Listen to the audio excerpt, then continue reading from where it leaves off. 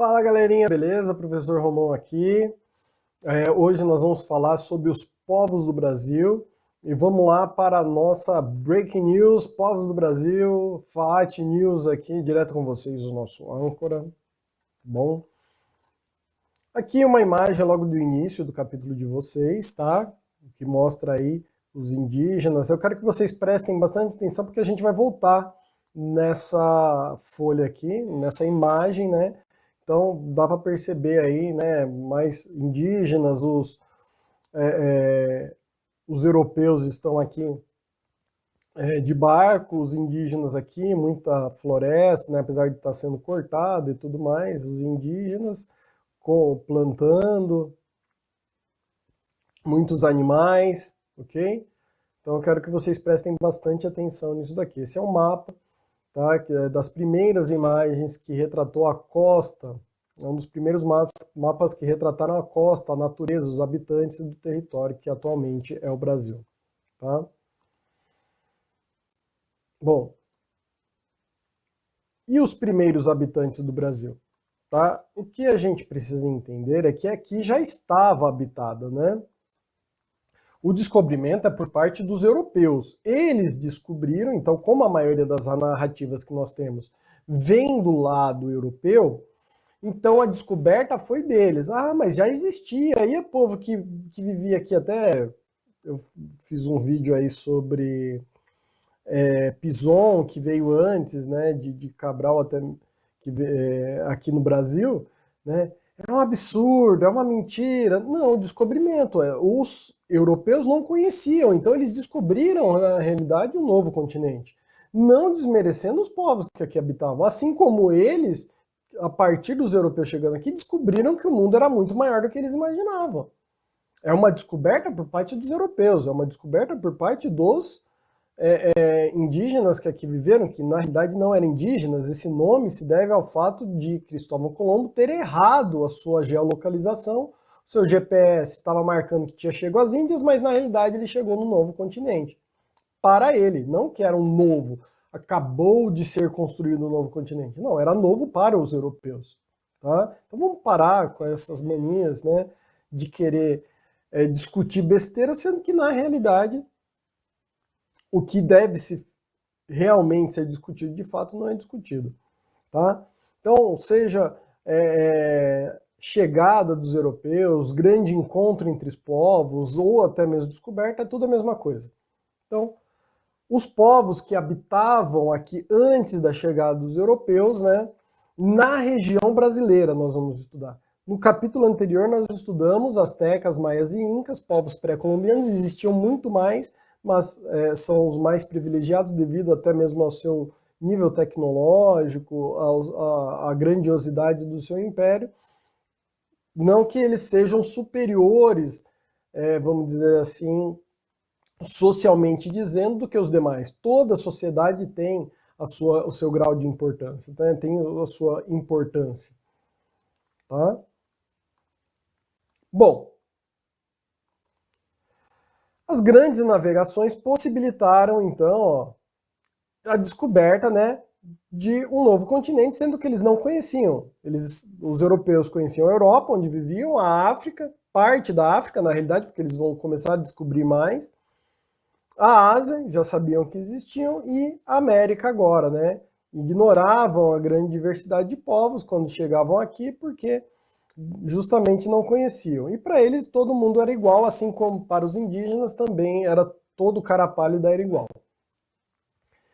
Esses grupos não desenvolveram um sistema de escrita, por isso que muito do que nós vamos estudar aqui foi desenvolvido pelos arqueólogos, foi descoberto pelos arqueólogos. Outros relatos orais dos próprios indígenas ou até mesmo de europeus que tiveram aqui na época e através do contato trocaram ideias e começaram a entender um pouquinho mais. Um dos principais que relataram a cultura indígena vai ser Hans Staden, que ele foi prisioneiro dos Aimorés.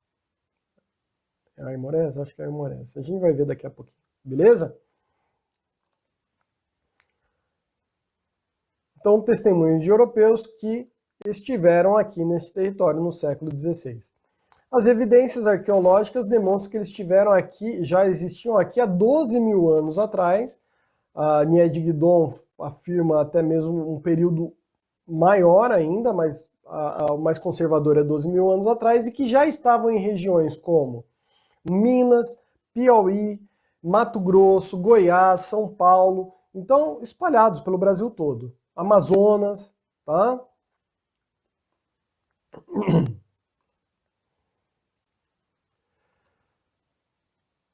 Viviam de forma nômade, certo? Buscando alimentos, eram caçadores e coletores, né? Então isso daí eu estou falando há 12 mil anos atrás. Então eles viviam da caça e da coleta, era bem delimitado o que cada um deveria fazer. As mulheres ficavam responsáveis pela coleta, pela criação dos filhos, enquanto os homens pela caça, pela proteção, tá? Os animais serviam para alimentação, mas também serviam para utensílios, né, fabricação de utensílios e vestuários. Como eu falei, as mulheres coletavam frutas, vegetais e preparavam os alimentos. Por volta aí aproximadamente de 6 mil anos atrás, eles começam a praticar a agricultura. Não vou começar a dizer que se sedentarizaram, porque eles vão começar a viver num sistema seminômade.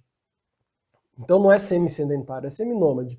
Eles fazem algumas plantações, principalmente de mandioca, tá? Que é um dos principais alimentos, também feijão, mas o principal alimento é a mandioca. E eles fazem essa plantação rotativa, né? Eles plantam em diversos locais e vão migrando para esses locais e sobrevivendo da caça, da coleta e desses alimentos que eles plantaram. Acabou, eles vão para outro local, tá? Que já tem a plantação e deixam uma plantação pronta para quando eles voltarem estar novamente nascido lá, né? No ponto de colheita, e eles aproveitarem também da fauna e da flora local, beleza? Então eram seminômades, tá? E foram praticando agricultura, e por volta de 1000 a.C., o território brasileiro já estava ocupado por diversos povos, né? Os portugueses, quando aqui chegaram, aproximadamente havia 3 milhões de indígenas, tá? Divididos em inúmeras tribos, tá? Diversas etnias, e como a gente vai ver como que os estudiosos vão distinguir cada um deles, tá? A forma mais comum são os troncos linguísticos, tá? Os troncos linguísticos, por quê? Porque, na realidade, são derivações, tá? Assim como, por exemplo, nós, que hoje falamos o português, é uma derivação do latim, assim como o francês, assim como o italiano, assim como o espanhol, os troncos linguísticos é a mesma coisa. O tronco linguístico serve para o latim, que nós estudamos, assim como serve para as línguas indígenas. E aqui nós temos aqui, né, os especialistas organizam os grupos indígenas de acordo com as línguas, estabelecendo grandes divisões que são chamadas de troncos linguísticos. Os troncos linguísticos são subdivididos em famílias linguísticas. E essa família forma uma ou mais línguas, tá? Também existem casos de famílias linguísticas que não pertencem a nenhum tronco, que são as línguas isoladas, certo? E aqui tem um exemplo. Tupi, família linguística que se destaca o Tupi-Guarani. O tronco macro-G, né, que inclui a família linguística do G, os indígenas dessa família são os Tapuia, né, chamados de Tapuia pelos tupis. Aruac, da família linguística Aruac, e as línguas isoladas, como, por exemplo, a ticuna, certo? Então aqui dá para ver um breve exemplo disso. O fato é você sempre lembrar aí da ideia, tá, que é mais próximo de nós, do latim. O tronco linguístico é o latim, que se subdivide nas famílias, que nós vamos ter português, nós vamos ter francês, italiano, né? E do português? Vai vir outras línguas. O português do Brasil, o português de Portugal é diferente, tem palavras diferentes. O da Angola, de Moçambique, o lá do Timor-Leste. Então são diferentes. E assim como dentro do Brasil também tem, né, outros subdivisões. Então aqui de São Paulo é uma, do Nordeste é outra, do Norte tem palavras, não que é totalmente diferente, mas tem palavras que é diferente. Aqui nós falamos mexerica, lá no Sul é bergamota, né? Comer uma bergamota, e assim por diante. Então vai separar, porque vai ficar muito mais fácil para identificar, tá? Mesmo que seja uma tribo diferente. Geralmente, os troncos linguísticos, essas tribos tinham uma união, tá? Geralmente. Eles não eram inimigos, eles eram inimigos de outro tronco linguístico. Como também poderiam ser amigos também, nada impede isso. Quando os portugueses chegaram, tiveram contato com os tupiniquins, que pertenciam aos tupinambá do tronco tupi. Certo? Então, ó, tronco tupi, família tupinambá, tribo tupiniquim. Né? Também tiveram contato com os aimorés, que se autodenominavam de Borum. Uma coisa interessante, tá? É que eles não se chamavam índios. Era tupiniquim, o aimoré se chamava de Borum ou de Botocudo, né? Krenaik, e assim por diante, o Aruaque, o Potiguara, e assim por diante. Né?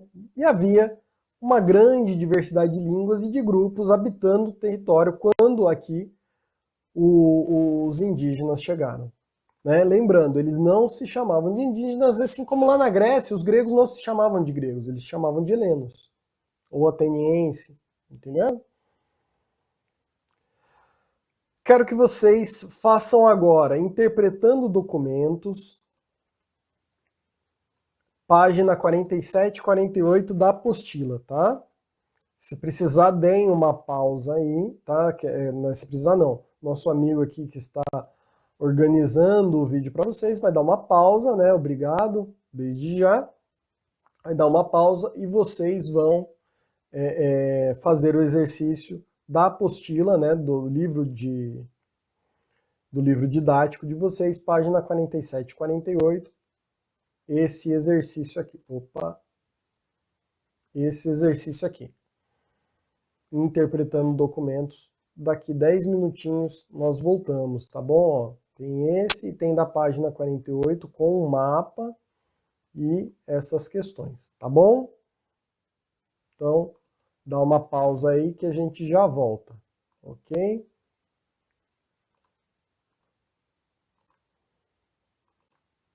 Deixa eu deixar aqui para vocês já dar pausa. Beleza? 10 minutinhos aí, 15 talvez.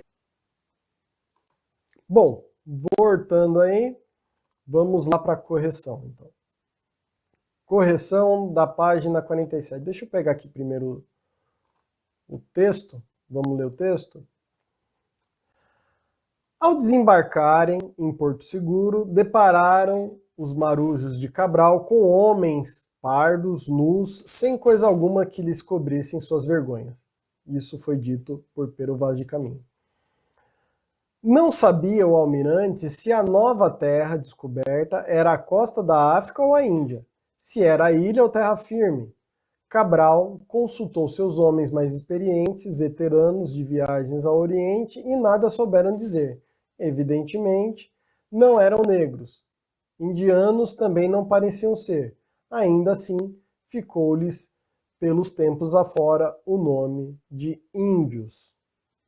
E aí vem a pergunta, por que os moradores dessas terras foram chamados de índios? E qual a origem da denominação índios? Daqui é muito fácil, a gente já estudou sobre isso, né? Então vem aqui, ó. Por quê? Para os portugueses não estava muito claro se estariam na costa da África, na Índia, numa ilha de terra firme. Observaram, entretanto, que os homens pardos, nus, sem coisa alguma que lhes cobrisse a vergonha, não eram negros, nem pareciam ser indianos. Ainda assim, nomearam esses nativos de índios. Essa narrativa de índios vem aqui na pergunta B. Ó. A origem vem de Cristóvão Colombo, que estava com o GPS quebrado e quando chegou à América acreditava ter chegado às Índias. e por isso deu o nome dos habitantes aqui de índios, porque acreditava ter chego às Índias. Se precisar dar pausa aí, pode dar uma pausa e continua logo a seguir, tá bom? Continuando então aqui, correção da página 48 agora. Nós temos aquele mapa, deixa eu voltar no mapa. Então nós temos um mapa aqui com os povos que habitavam, né? Temos aqui em amarelo o Tupi, em laranja o G, o Aruac em vermelho, Cariba, Cariri, o Pano, Tucano, Charrua, entre outros grupos, certo? Então dá para ver que estava bem dividido aqui o Brasil, com diversas tribos, certo? E aí vem a pergunta.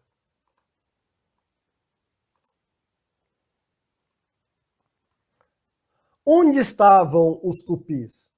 Grande parte desses indígenas viviam no litoral. E os G? No interior do território. Então os tupis estavam no litoral e os Gs estavam no interior, certo? A grande parte, tá? Ah, professor, tem um pontinho ali saindo dos Gs, indo próximo do litoral. Não, estamos falando da maior parte, tá bom? Maior parte. De que forma a proximidade ou a distância do mar poderia interferir na alimentação desses grupos? Ora, isso daí é simples, né, gente? Quem mora no litoral vai comer mais peixe, lagosta, né?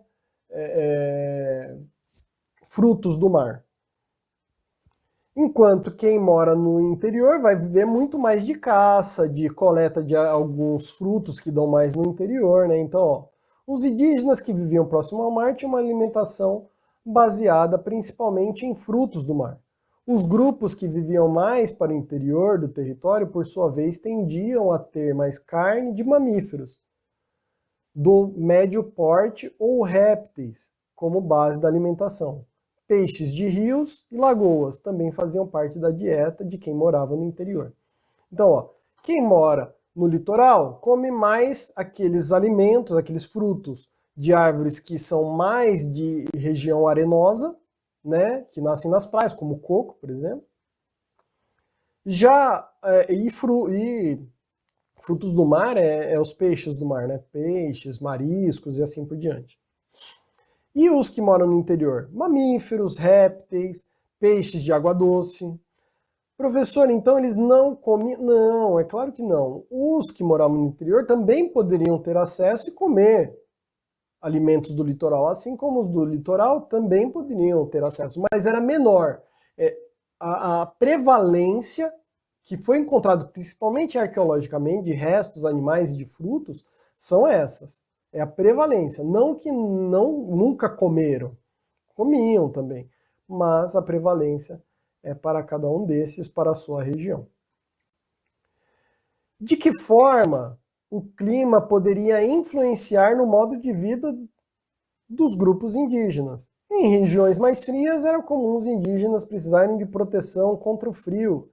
Sendo assim, mais frequentemente faziam uso de cavernas e abrigos subterrâneas como moradias. Em locais de clima mais ameno e quente, abrigos poderiam ser mais simples. A alimentação também modificava em decorrência da flora e da fauna relacionada ao clima da região. Ou seja, muito simples de se imaginar. Se faz frio, vão se proteger mais em cavernas ou fazer habitações mais recobertas, até mesmo utilizando peles de animais.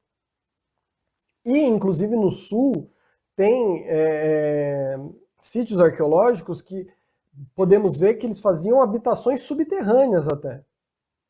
Tá? Cavavam um buraco e faziam uma espécie de um telhado em terra, né? Fazia uma oca só com telhado ali, cobrindo, e debaixo da terra é que faziam. Inclusive, faziam um sistema até meio de calefação, colocando fio, fogo e um sistema para sair a fumaça. Tá? Já nas regiões mais amenas, né, era pouca coisa, geralmente blocos de argila, taipas trançadas, barro, né? Até mesmo o barro, muitas das vezes, para deixar, tirar um pouco do excesso de calor. Beleza? Vou deixar aqui, ó, se precisar dar pausa para copiar as respostas, tá? É só dar pausa aí, pedir para o nosso colega. Se precisar, é só dar pausa aí, beleza?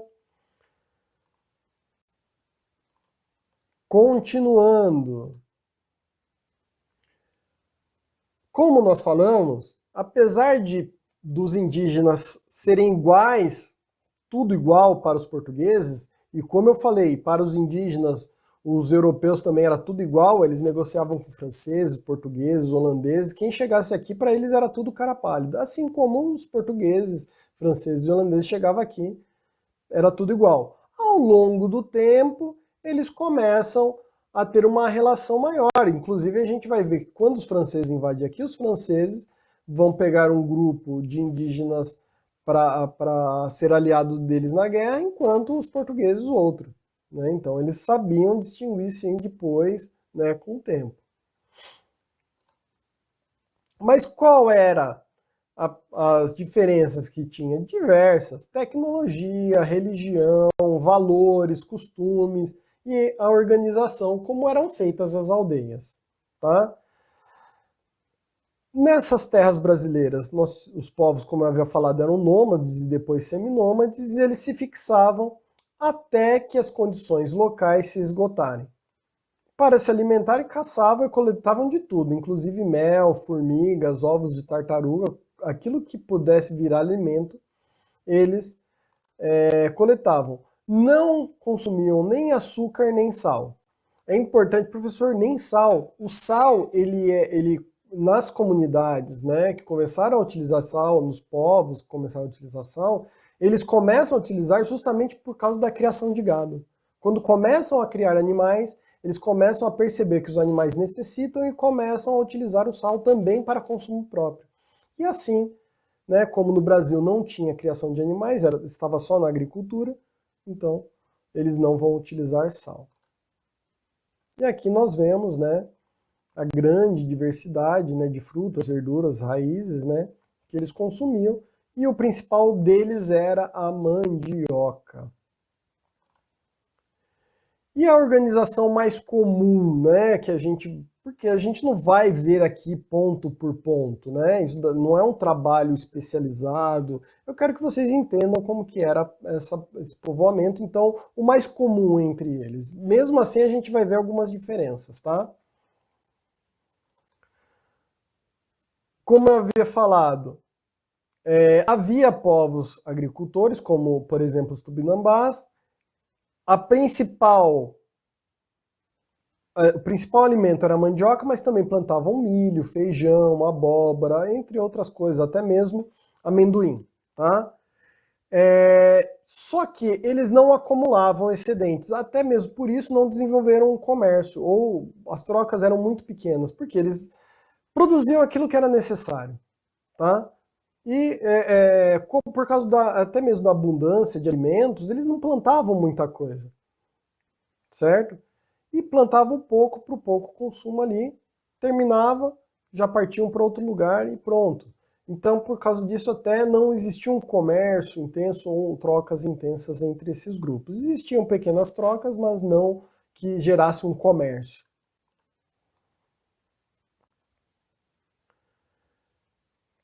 Não havia propriedade de terras, mas aqui tem um grande entre parênteses, né?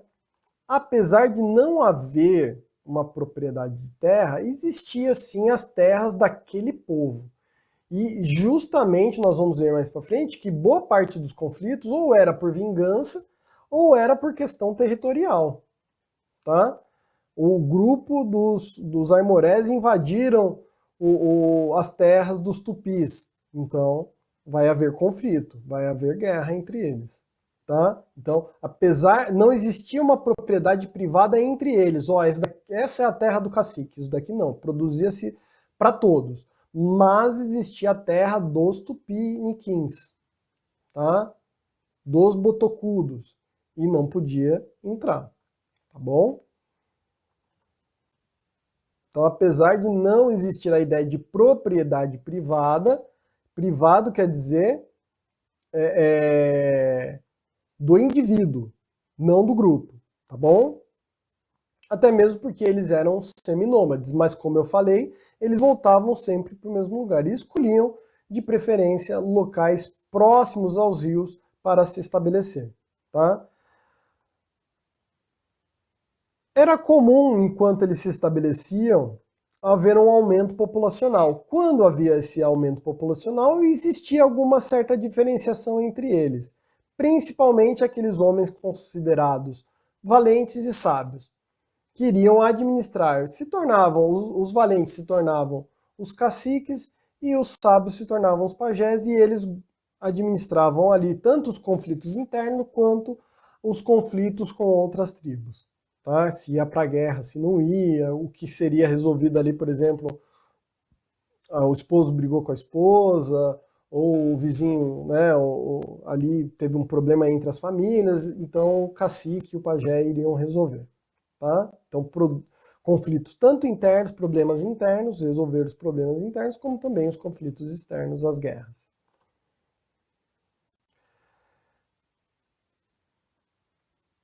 Existia um número, algumas tribos, né, chegaram a números elevados, principalmente lá pela região da Amazônia, do Pará, com cerca de 10 mil membros, né, essas maiores. Era comum a poligamia, tá?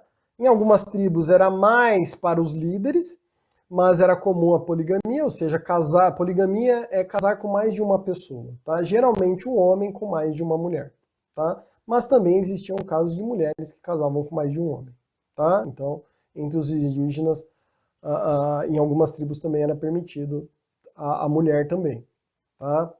Tribos, tem uma tribo até que o nome Amazonas veio por causa dessa tribo, que eram as mulheres que comandavam, elas que iam para a guerra e tudo mais. Eu esqueci o nome da tribo agora, tá, gente? Desculpa. Mas a separação era feita por gênero. Os homens tinham os seus deveres e as mulheres os seus deveres. Os homens, caça, pesca, construção das cabanas, construção de canoas, né, preparar a terra para o plantio, enquanto as mulheres ficavam responsáveis pela colheita dos produtos agrícolas, coleta nas matas, cuidar das crianças, assim como as crianças também, né, responsáveis pela coleta dos alimentos e até mesmo cuidar dos menores. Então, está aqui para quem quiser grifar aí no livro de vocês. Construção de habitações, fabricações de canoas e armas, caça, pesca, derrubada da mata, preparação da terra. E as mulheres? Semear, plantar, colher, coletar frutos silvestres, mariscos também. É interessante porque, assim, nas comunidades indígenas, a criação das crianças era muito da tribo. Todos contribuíam para a educação das crianças. Então era meio que um filho de todos, tá bom?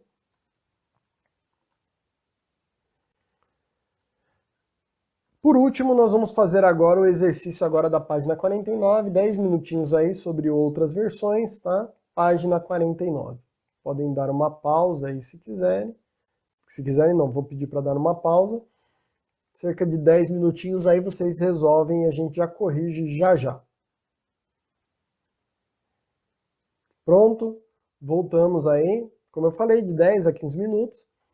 Vamos ler aqui. Outras visões antes consagradas têm sido criticadas, como a que afirma que nas sociedades de caçadores e coletores há necessariamente uma divisão de tarefas por sexo, ou seja, o homem é caçador e a mulher é quem faz a coleta. Por isso, o homem era hierarquicamente superior à mulher. Essa imagem contradiz os resultados de estudos, tanto de comunidades indígenas vivas como do passado, que mostram que em muitas delas as mulheres cabia múltiplas funções e não só as chamadas domésticas.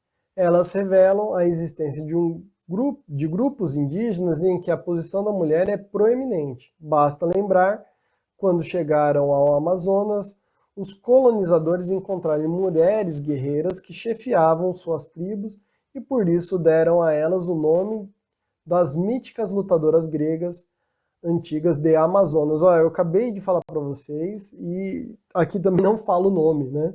Mas vamos começar aqui a correção, né? Importante a gente saber que existia, né? Que tipo de atividades tradicionalmente atribuídas aos homens eram praticadas pelas mulheres indígenas também?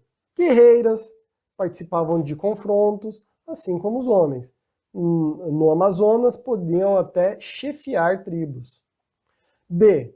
Que fator possibilita a renovação do conhecimento histórico e a descoberta de outras versões para uma mesma história? Novos estudos realizados sobre determinado tema possibilitam a renovação do conhecimento. Então, sempre o conhecimento pode ser renovado através principalmente de novos indícios. E quais são, né, aí o estudo sobre os grupos indígenas e que áreas do conhecimento têm um papel importante para esse novo conhecimento? A arqueologia e a antropologia. Beleza, gente? Na próxima aula a gente vai continuar aqui, já iniciando através desse exercício da página 50. Se quiserem já fazer para casa, tá? A gente já começa com a correção, que é observar justamente esse tema e perceber o que mudou de hoje para esse tema pintado, beleza?